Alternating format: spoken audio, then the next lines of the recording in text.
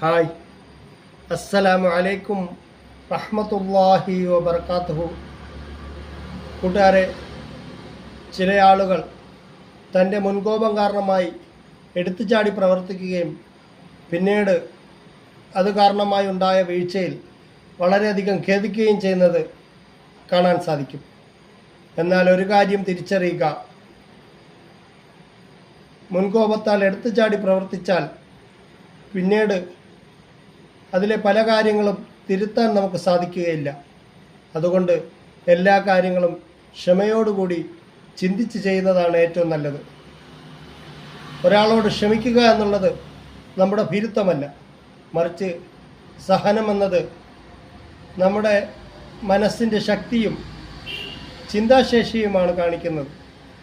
അതുകൊണ്ട് ക്ഷമിക്കാൻ ശീലിക്കുക, അത് ഏറ്റവും നല്ലൊരു ഗുണമാണ്.